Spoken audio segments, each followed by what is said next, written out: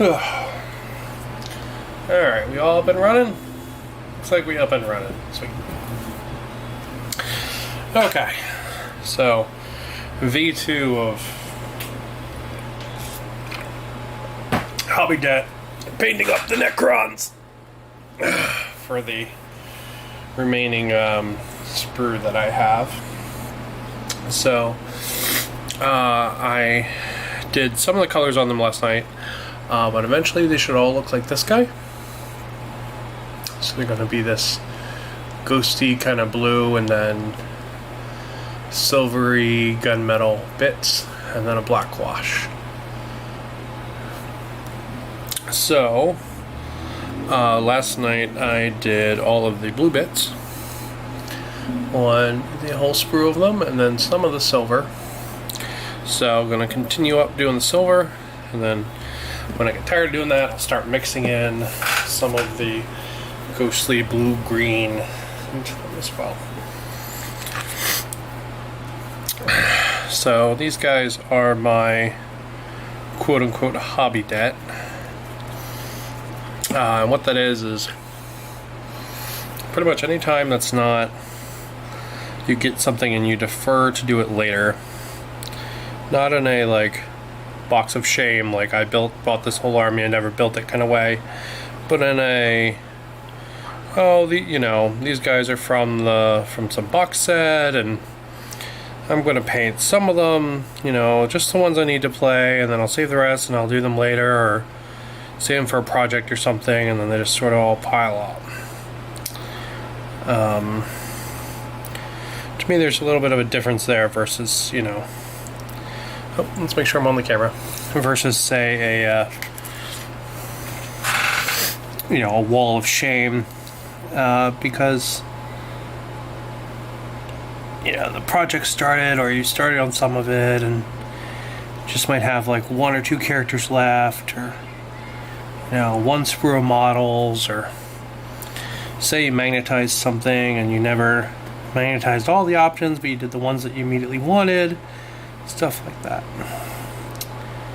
My desk here is littered in magnetized options that I haven't finished painting, especially for right now greater demons. So I have the greater demon options for the Lord of Change and the Bloodthirster sitting here looking at me like, yo, when you gonna paint us? So it's the idea of hobby debt. Something that you don't immediately need and sort of defer it to later. I think about the idea same way you would think about technical debt in a developer field. Say you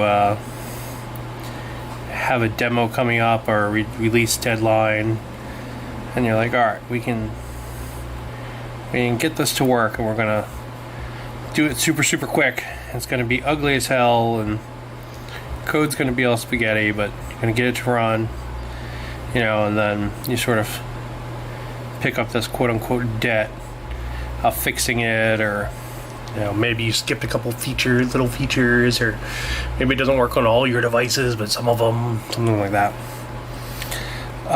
You kind of pick up this quote-unquote debt. With hobby debt, I kind of see the same thing happening. Every time I magnetize something, I'm like, oh, and now I have to paint all the magnetized options, Whereas if I didn't magnetize it, I wouldn't have to do that. Then I also wouldn't have a cool magnetized model, so give and take. On camera. Alright.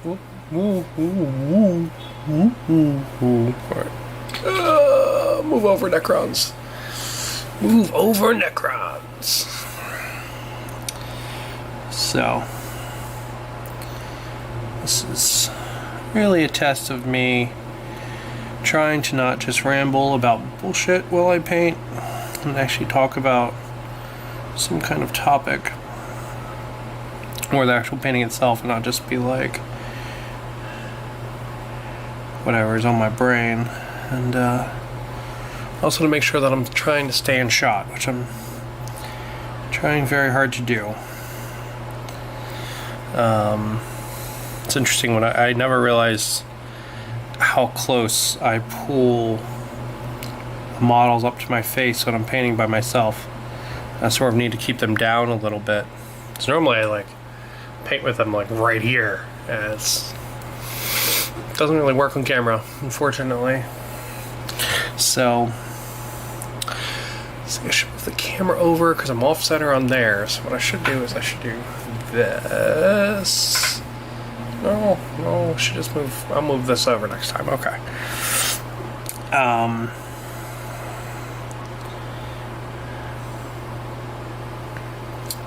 Yeah, so just trying to get all this stuff figured out. Everything's still kind of closed or scary or potentially deadly. So figured I would stream a little and it would at least give me something to do besides watching stupid YouTube while I paint. Even if no one ends up watching it, it can just be YouTube by imaginary friend.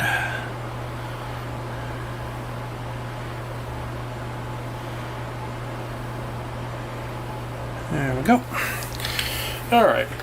So my idea for these guys, so let's grab one of the finished models.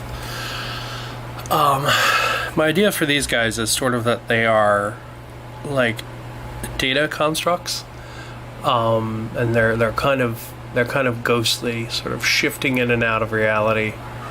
So all the colors on them are intended to be. You know what I should do? I should spin the camera around so that it's straight up and down, because it's upside down right now. Ooh, good idea. Alright. We're doing that. Sorry, wiggly camera. Whoa. We're gonna try that. We're gonna try one of these guys.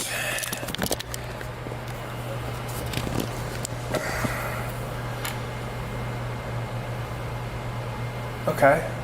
That's cool. Go away, please. What does that mean?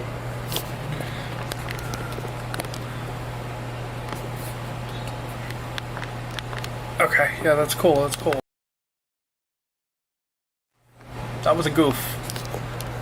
That was a, no, it wasn't a goof. That was a dumb trumpet, that's what that was. Alright, let's try that now. There we go. Look at that. There we go. Looking good. We're straight up and down now. It's the first time in my life I've ever been straight. So, yeah. So, the concept for these is that they are kind of ghostly data constructs. I read the Belisarius Call novel, The Great Work. Oh wait, this guy's all done, so he can go over here. I read the Belisarius Call novel, The Great Work. And one of the things in that, they end up fighting a canoptic wraith, which is a different kind of necron from these. They're sort of big robot spiders. And they fight this canoptic wraith, and it sort of goes in and out of reality all the time. And I was like, that's really cool. So it'd be really cool if the like necrons could do that.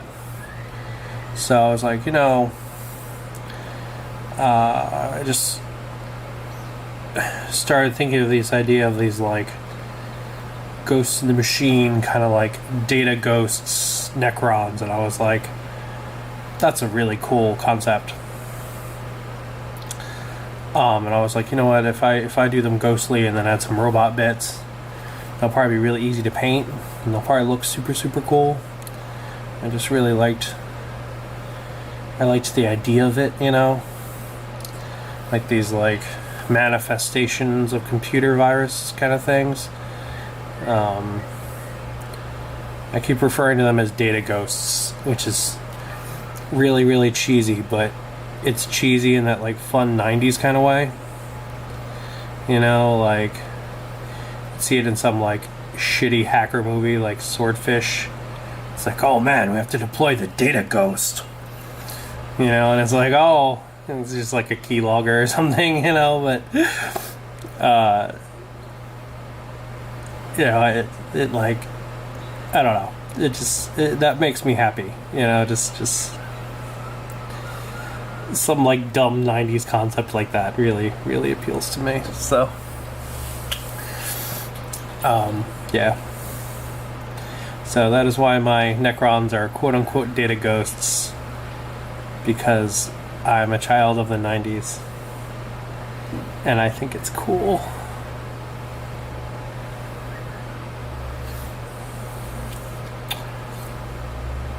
These guys are in your Imperium killing your dudes.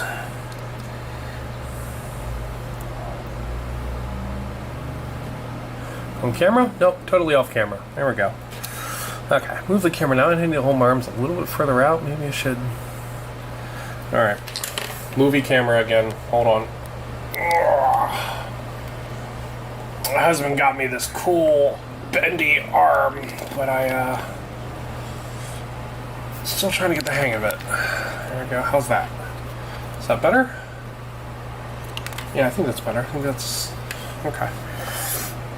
I'm trying to get in a place where it's sort of a natural posture for me, so that I don't need to do a bunch of BS to stream, because I really like the idea of streaming and having, like, you know, imaginary friend YouTube. But the problem comes in from some of the actuality. When you start adding extra layers on top of it, it becomes a deterrent. It's one of the reasons that when you're starting any hobby, you really shouldn't buy like super crazy professional tools. You should really sort of only get the beginner early stuff, or the stuff you need, because lots of times the professional tools have a professional learning curve to them, and it becomes a deterrent to you actually doing it, as opposed to it being a really simple, easy thing.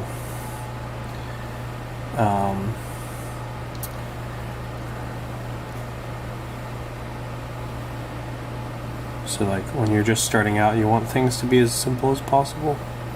So for example, this is I set up here is running a camera that my husband got me a billion years ago to take pictures of action figures. So I had like an action figure review website, God, 5 years ago now? It's been a while. So he got me this camera and these lights and everything to take pictures of that. So that's what I'm using here. And the microphone here is my gaming microphone, and it's all running through my laptop that I use when I'm out and about and can't be home with my home setup PC. You know, and it's all stuff that I had kind of laying around or needed a little bit to get up and running. Like had to buy a cam link for the camera, stuff like that. But all little things. And then, you know, sort of reducing that barrier to action.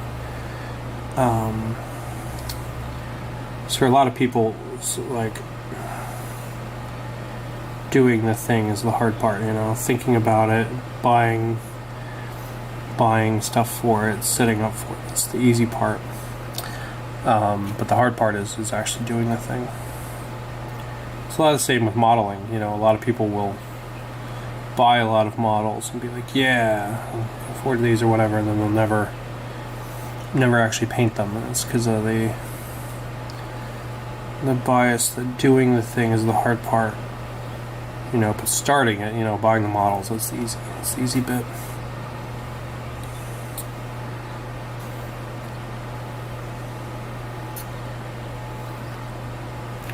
Still on cam? Nice, still on cam. Alright. So, paint scheme for these are the all the quote-unquote armor bits are all the ghost color, and then all of the sort of skeleton internal structures and anything that would be like a bone, quote unquote, is that still on camera? No, it's, there we go. There's the magic spot. Anything that would be like a quote-unquote bone is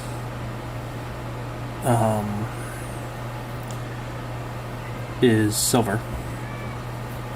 So the silver is actually plate mail metal from War Painter, and the ghost color is aethermatic blue. Just sort of like the generic GW ghost color. And I decided that I wanted to use aethermatic blue. So when I was picking my metal color, I wanted to keep the same kind of tone. So I went for the coolest metal color I have, which is this soft gunmetal mixed with silver kind of color, which is the plate mail metal. So I went with that.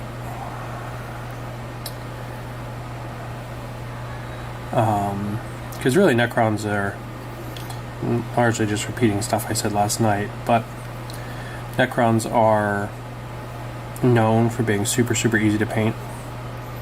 They're sort of one of those like quick easy kind of things, unless people will just spray paint them silver or whatever and be like, job done. And even if you want to get more detailed with them, because even something like this is a lot more detailed than what most necrons are as far as color separation. Even something like that, you know, it's still extremely simple compared to like Plague Marines or Hadmac or something like that. One of the more complex model ranges. Some of the models have just like an insane amount of detail hidden in them. Yep. You know, the new necrons have a little bit, you know, like some of them have wires and things sticking out, and you know, they've got some damage and some busted bits, and, you know, but comparatively they're still infinitely more simple than say well, Death Guard are a really good example, because just the type of detail they have and the quantity of it is very high. And they'll have a lot of details that really require a really wide color palette to pull out. So they'll have things like a bunch of maggots, and then, you know, rotted flesh, and then mutated flesh, and then they'll have some tentacles, and they'll have one type of metal, and then another type of metal, and, you know, you don't have to separate those colors out when you're painting them, but they certainly look better when you do. And that's just sort of like a model concept to execution kind of thing. You know, like these guys. On cam? Yeah, we're on cam. Okay, cool. These guys, they conceptually, you know, you don't need to separate even these colors out, the armor colors and the skeleton colors. You can just be like, oh, the whole thing is silver or whatever, you know, and it looks pretty good. Drawing the concept between the two different types of body part, to me, just helps to emphasize that some of them are really busted. So like, let's see, this guy, he's got like a whole robot broken arm, you know, top's broken on that one, the bottom's broken on that one. One of these guys has a whole broken robot leg. Yeah, so this guy's got like a whole broken robot leg, and the whole top of his leg is missing armor, but that one's not. You know, I think it breaking out some of the colors like this helps to sort of draw attention to that, and ironically, by making them multiple tone, it helps them seem more skeletal than if they had just been, say, bone color.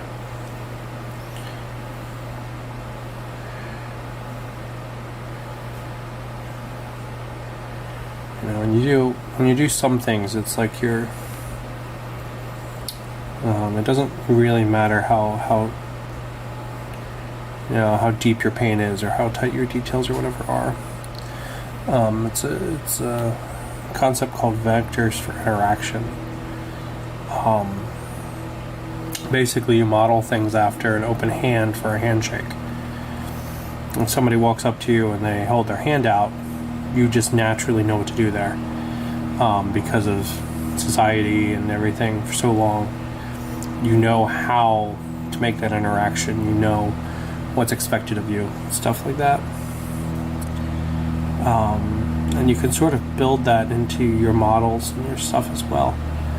Not everyone giving handshakes, but the concept that there is something for the user to grab onto, to recognize, to resonate with.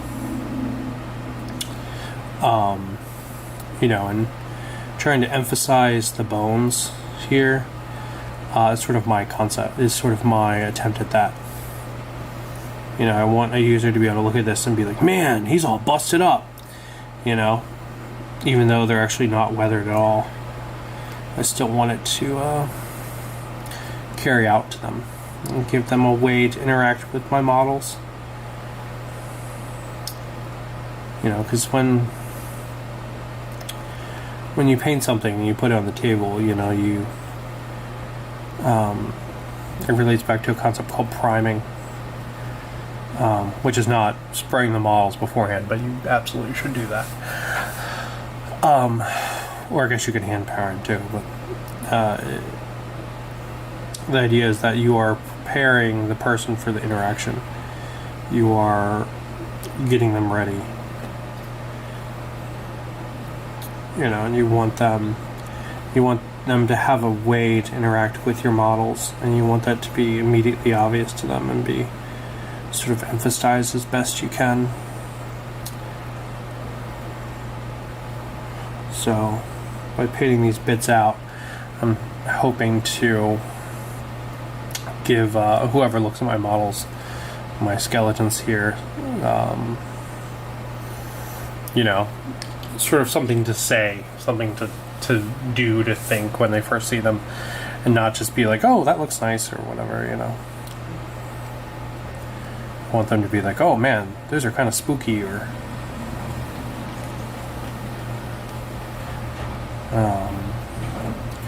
they look kind of aquatic, or that's one I've gotten as well.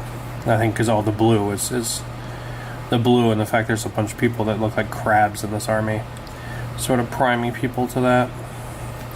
But I want to try to leverage that kind of interaction as much as I can.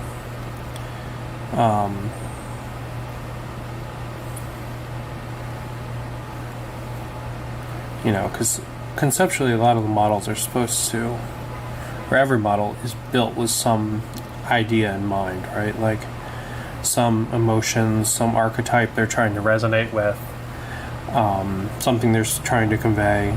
You can't look at something like Deathcore Krieg, for example, and not be like, oh, World War One, trench fighting, kind of like suicidal slog stuff. It comes through naturally because how you're primed as a person in this civilization. The same thing with the Tyranids. You look at them and you're like, oh, they look like bugs. You have some bit of priming, you have some bit of reference, an archetype when you see the designs. And that's why a lot of times you see people paint these lots of silver and stuff like that, because they they look like Terminator. They look like the T-800.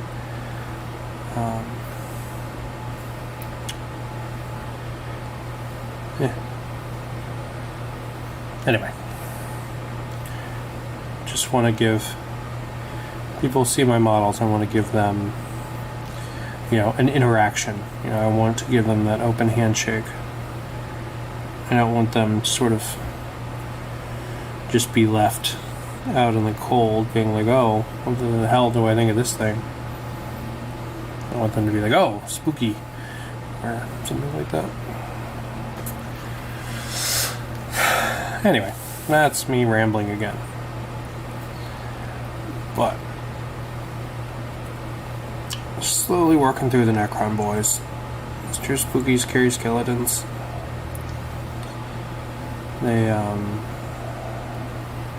It's funny, I bought the Indominus box because my store is doing a midnight, my local game store, FLGS, was doing a midnight release for the Indominus box. And I was like, oh man, that's going to be a really good time.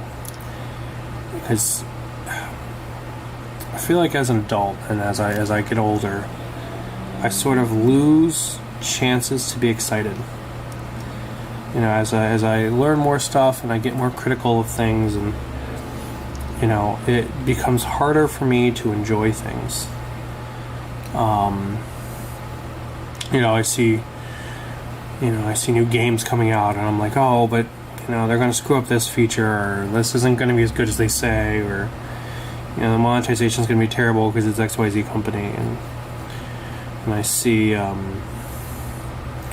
you know, movies coming out, I'm like, oh, it has this shitty director or this bad actor in it or whatever, and it's really super, super hard to enjoy stuff sort of as an adult.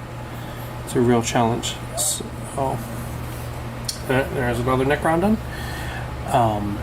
Well, not done, but this silver done at least. You know, so when I saw that they were doing a sort of midnight release, I was like, oh man, that's a really, really cool situation to go and enjoy, and a chance to get to be excited about.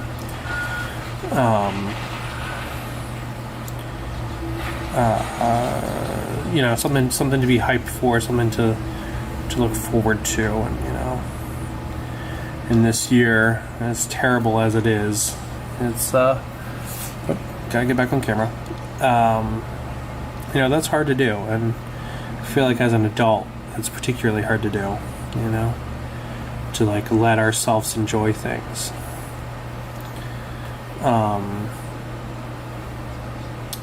So for like example, I was explaining how the terrain works in Warcry to my husband, and how, you know, it's randomly placed, so from the cards and stuff, and he's like, you do realize that's so they can sell more of the stuff, right? I'm like, yeah, I do. I get that.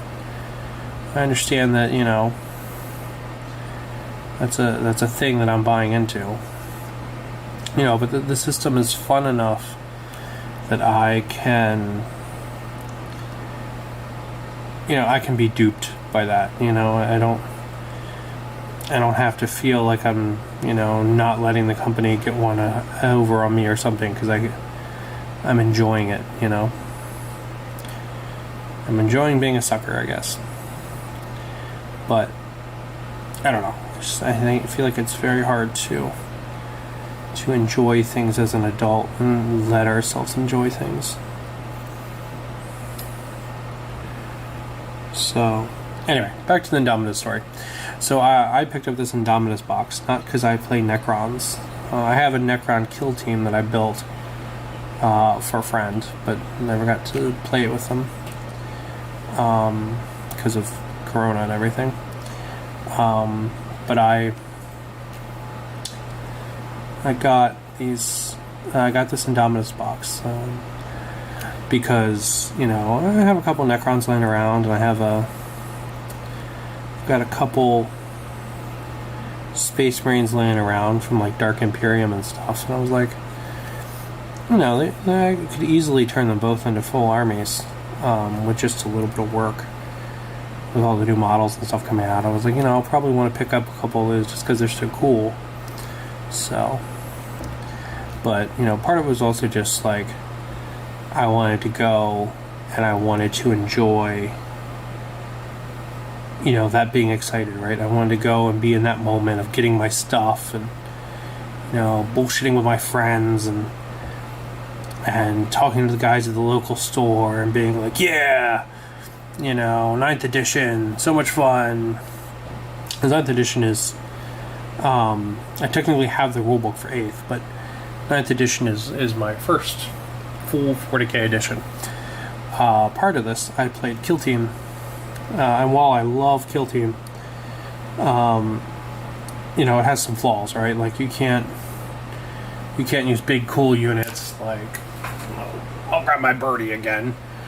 You can't use cool stuff like him in Kill Team, because he would wipe your whole Kill Team in like 2 hits.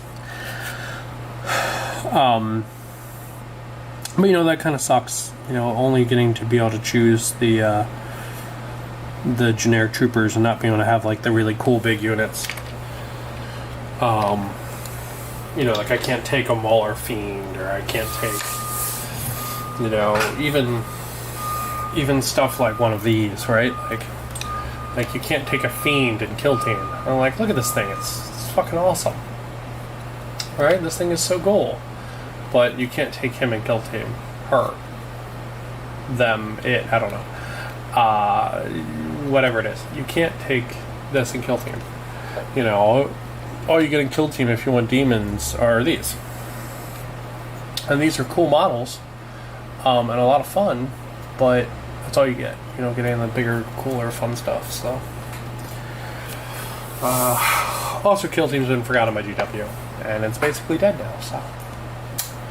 There's that too. And you know, I understand why they would move away from it, because it really isn't a vector to get people into big AOS, or I'm sorry, to get people into big 40k. But still, pour one out for the homies, press F kind of thing. Speaking of not being a bit of vector for the big thing, Warcry. I love Warcry. And I played big AOS right before the pandemic hit. It was the last event I went to. A learn to play AOS event. And I had a whole Skaven army because I just love the Skaven because I love my cuddly rat boys. And I had a whole Skaven army. So I took my army to go learn and do the learn to play event stuff, and this guy's got a scarab on his butt. And I'll be super honest, I was really sad that AOS was just not big Warcry. It's kind of what I wanted it to be. The whole way Warcry works with the alternating activations and the you know, action economy, everybody getting 2 actions and the dice and stuff. I love it. I love it so much more than any other system GW has right now. It's probably technically a more casual thing, but man, it's my favorite.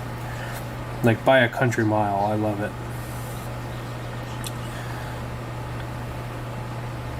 And when I went to play AOS, people I was playing with were great, so it's not them. And AOS itself was good. I had a really good time. I'm looking forward to playing some more, but man, some part of me was like, it's a shame this isn't big Warcry, huh? And I'm like, yeah, it is. So as you can see, I'm screwing up some of the silver. That's just going to be expected doing this many of them in a row and batch painting them. So before they are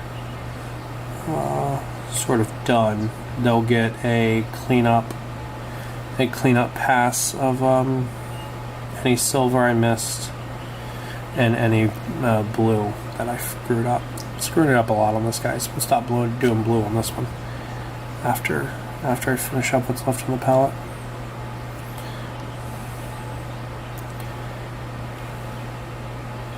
So they'll get a pass at that.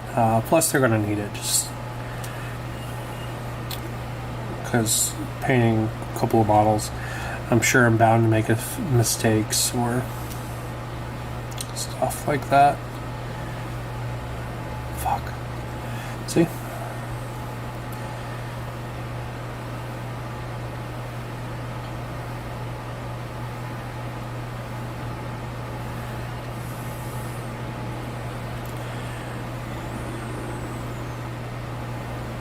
Alright, we'll touch you up when I do another one. Alright, let's stop doing silver for a little bit. Let's do some green. Alright. So,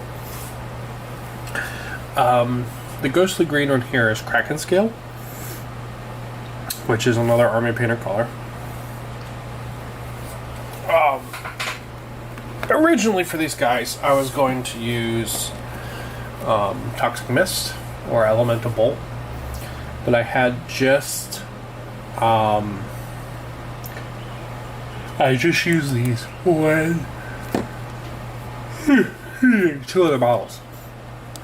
So when the time came, I was like, man, what am I gonna do?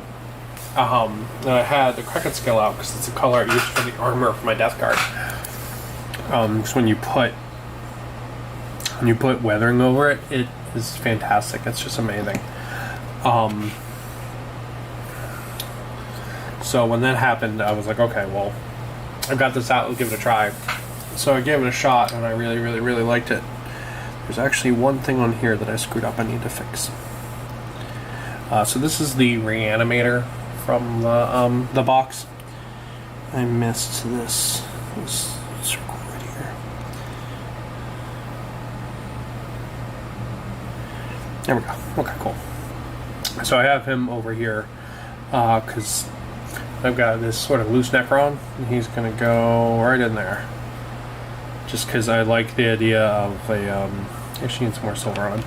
I like the idea of the reanimator having necrons around his base and on his base.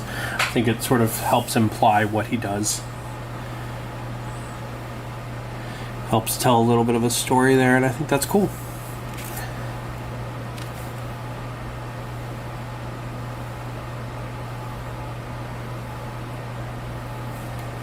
There we go.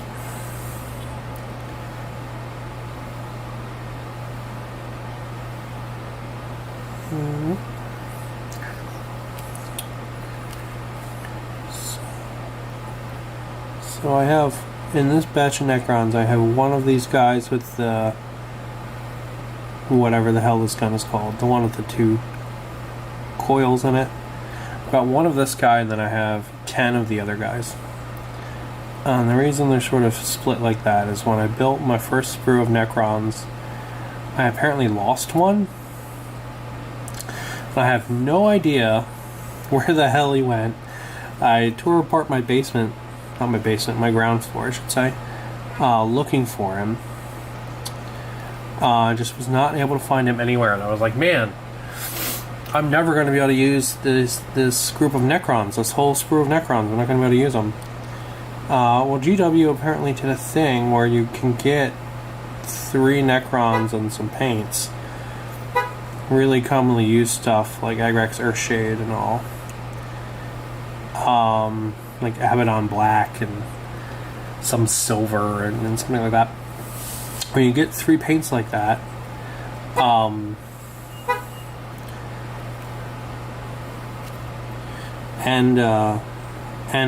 you get 6 paints and 3 necrons. And they put this box out, and I was like, wow, I feel like this was made for me. Alright, watch out, I'm doing eyes. Watch out, I'm screwing up eyes, apparently.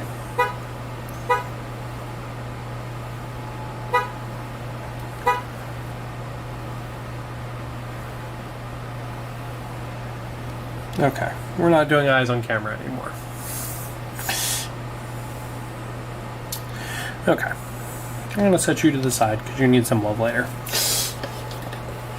We're just going to paint our guns on camera. That's better. Yep, not doing eyes on camera. I am apparently very used to pulling the models up and having them very, very close to my face. So,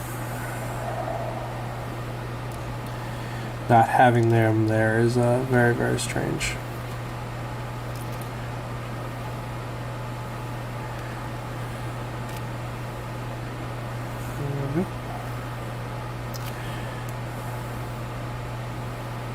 You on camera still? Yeah, we are. Okay.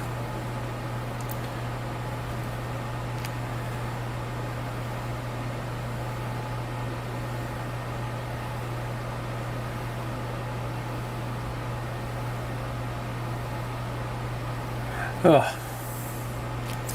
These aren't very tiny details, but man, it is hard to do them and talk.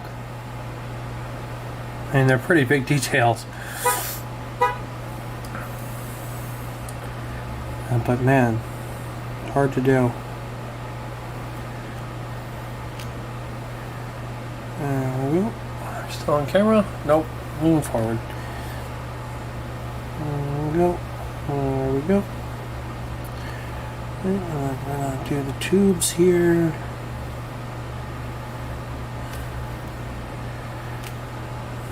Tubes. Let's go.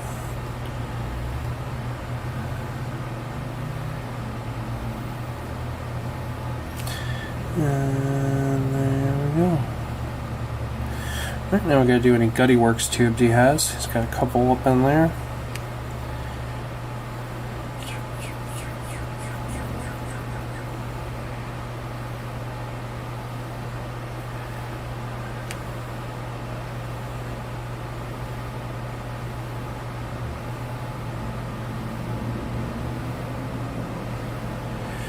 And then does he have any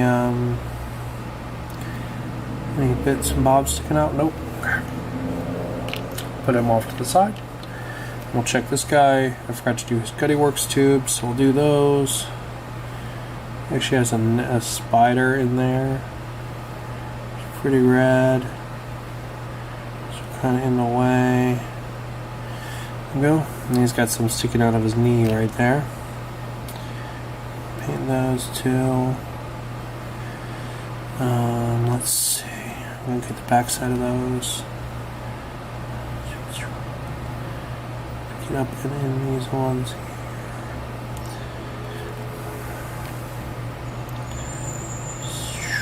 There we go. Yeah, man, it's super hard to do details and talk. Jesus. Oh.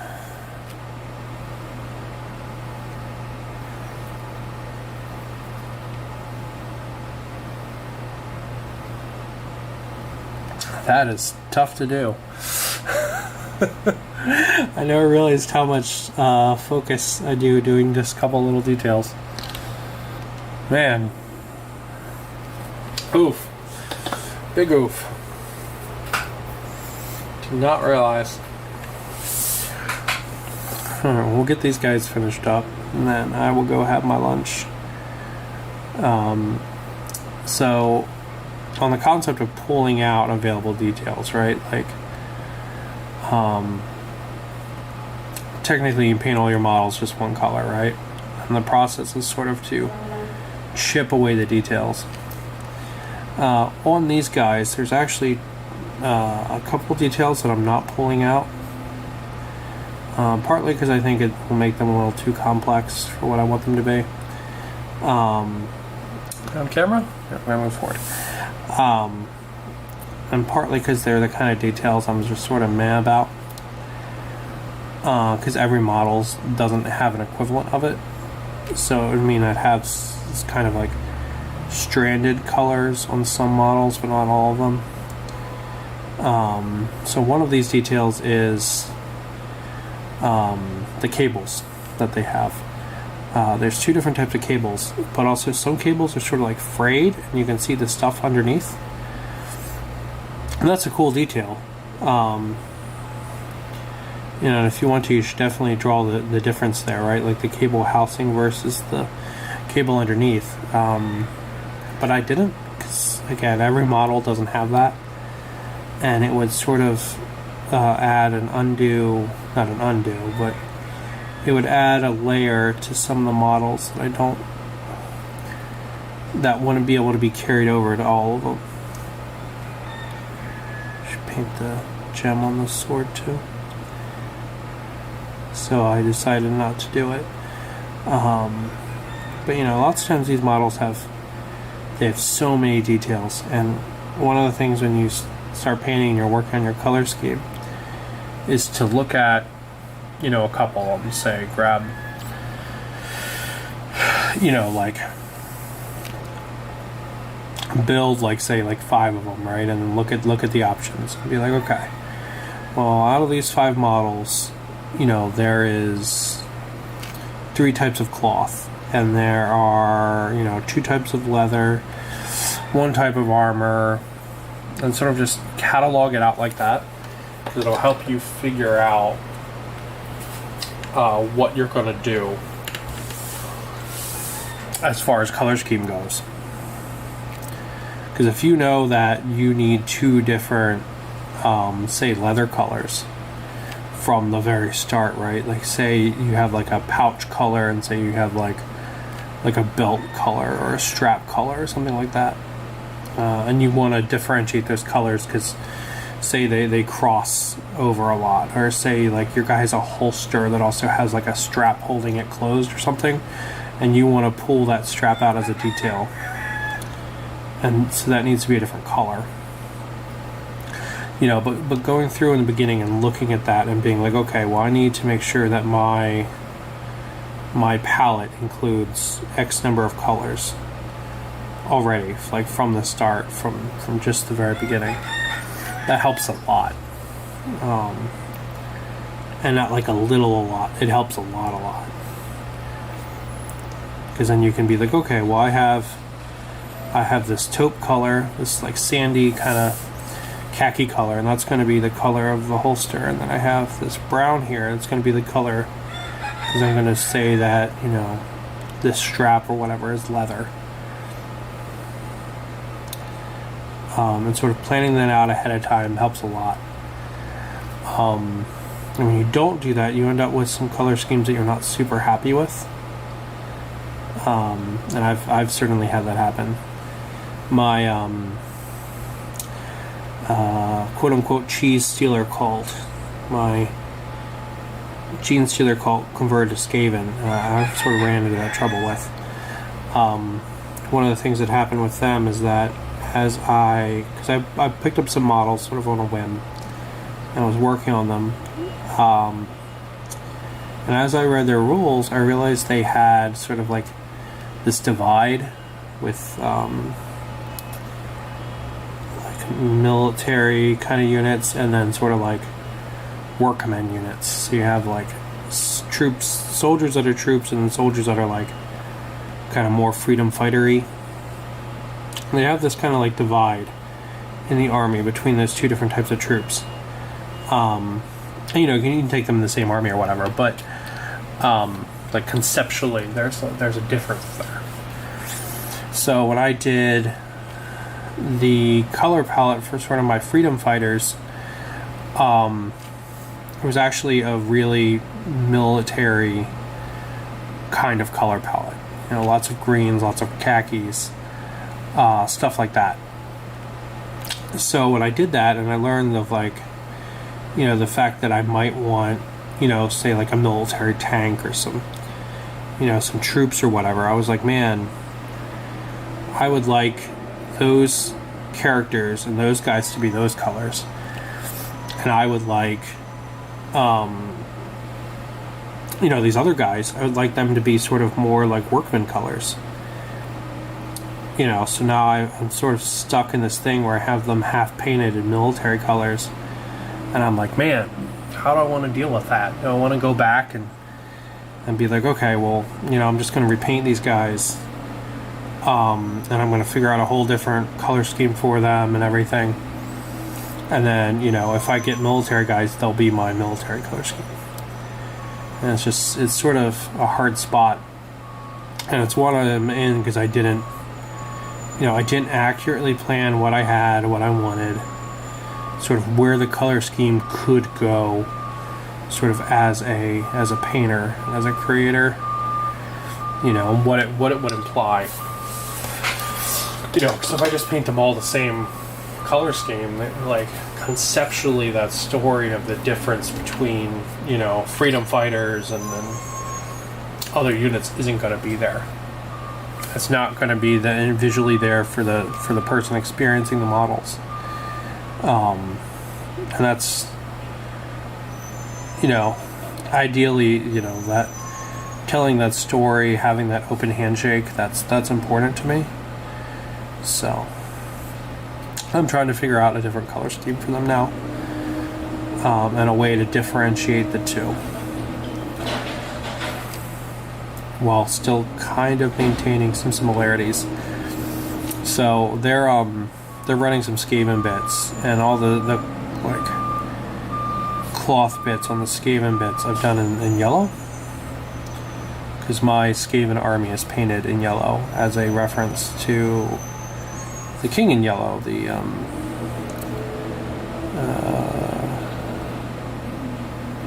Cthulhu book.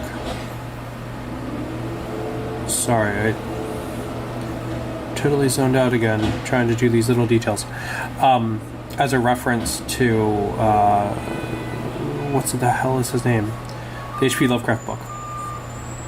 About a crazy king. So they're all painted yellow. Not like literally entirely yellow, but all their like robes and cloth and stuff is yellow. So I wanted to have some yellow on them as well. So I have that, but also the military colors. So I sort of have a couple of points that are making the color scheming very hard. You know, I want it to be distinct enough from the military, or what I would want to do as military colors, and then I would want it also to be distinct enough, but also similar enough to the colors I would use on my real Skaven. So it's very challenging, to say the least. They're super cool models. I have one here that I'm working on, just trying to get ideas for. That's being like taupe and blue, but the military guys are using taupe cloth, so. And really, the taupe and the blue, he just looks like kind of like he works at Walmart, but I don't know if that's fitting and cool or if it's fucking weird, you know. So. Alright, we're gonna get last couple of these guys painted up, and then I'm gonna call it quits. Because I am saying that my Skaven work at Walmart. And while that is a very funny idea, it just means that I'm sort of going crazy. So, paint this guy's tubes. What'd you do today? Painted a dude's tubes.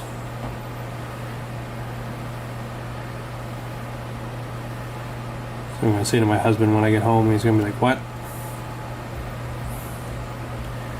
Fairness, it'll probably not be the weirdest thing I've said. But, you know.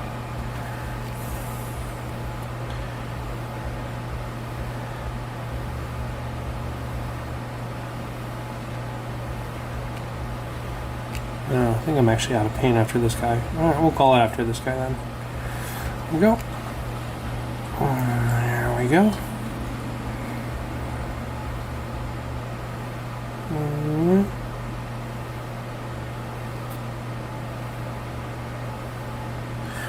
Alright.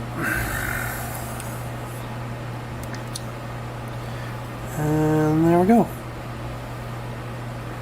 For an hour's worth of work, getting almost all the silver painted, and getting most of the guns goop done. I'm pretty happy with that.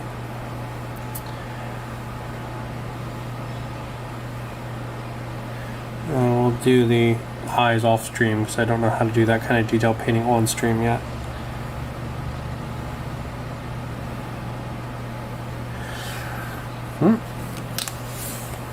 Well, yeah, there we go. So, dude's getting closer to being that. Almost there.